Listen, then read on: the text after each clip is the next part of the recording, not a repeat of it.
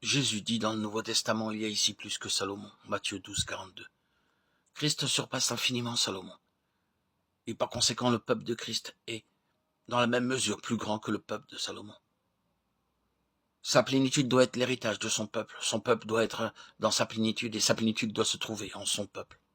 C'est le dessein de Dieu. Ce que Dieu a voulu, c'est avoir un peuple qui, finalement, soit dans une grande prospérité, une grande opulence, de grandes richesses spirituelles, une grande gloire spirituelle. Nous sommes appelés, dit la parole de Dieu, à sa gloire éternelle. 1 Pierre 5, 10. C'est là, brièvement et très simplement, le dessein de Dieu. Oui, il y a des principes qui gouvernent la vie chrétienne.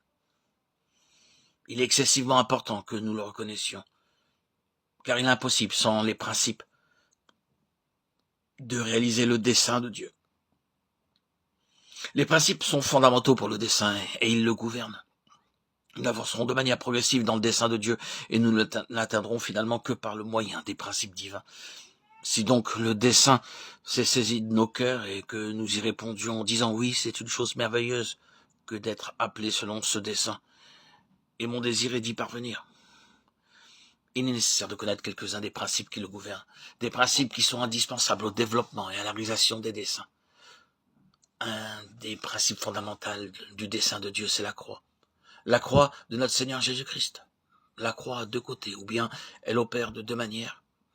Elle a premièrement un aspect extérieur, c'est-à-dire ce qu'elle signifie pour nous. Ensuite, elle a un aspect intérieur, ce qu'elle signifie en nous.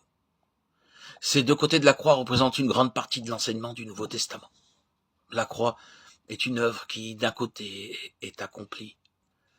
Elle est une œuvre pleinement et finalement terminée. C'est-à-dire que, par elle, il nous est permis de nous approcher de Dieu, d'avoir accès auprès de Dieu, d'avoir l'union avec Dieu et d'avoir la communion avec Dieu. Toute l'œuvre nécessaire à tout cela a été pleinement achevée. Nous avons été rapprochés par le sang de Christ, versé à la croix. Éphésiens 2, 13.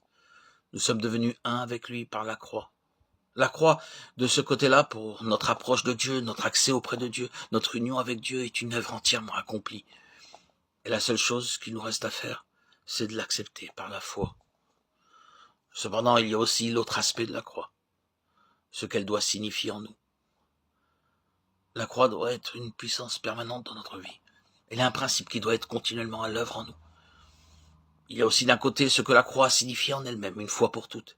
Et il y a d'un autre côté ce que la croix demande de nous. Quelle a donc été la signification de la croix ? De manière globale et dans un sens très large, la croix a signifié la mise de côté aux yeux de Dieu, d'une espèce d'homme. À ce moment précis, Jésus-Christ a assumé la capacité de représenter tous les hommes tels qu'ils étaient aux yeux de Dieu, c'est-à-dire dans le péché, sous le jugement. L'Écriture dit, celui qui n'a point connu le péché, il l'a fait devenir péché pour nous. 2 Corinthiens 5, 21. Et encore, étant devenu malédiction pour nous. Galates 3, 13. C'est là que nous étions ce qu'étaient tous les hommes, péchés. Ce n'est pas seulement que nous commettions des péchés, nous étions entièrement péchés aux yeux de Dieu, sous le jugement, sous la condamnation, rejetés. À la croix, Jésus prit cette place, votre place, ma place, la place de tout homme, tel qu'il est aux yeux de Dieu, rejeté. Et il entra dans une expérience où il vécut toute la signification consciente de ce rejet de Dieu. Cela suffirait à désintégrer notre âme même. Si vous et moi, nous devions avoir conscience d'être abandonnés de Dieu, ce serait dévastateur pour notre être moral, absolument insupportable. Jésus prit sur lui, en pleine conscience, toute la somme de cet abandon. Et cela le désintégra, son cœur même se rompit et se brisa, parce qu'il connut et supporta à notre place, en ce moment éternel, unique et terrible, la réalité de l'abandon de Dieu. Mon Dieu, pourquoi m'as-tu abandonné ? Matthieu 27, 46. C'est pour vous et pour moi qu'il a fait cela. Si nous acceptons ce qu'il a fait pour nous, nous n'aurons jamais besoin de nous éveiller dans l'éternité conscient d'être abandonnés de Dieu.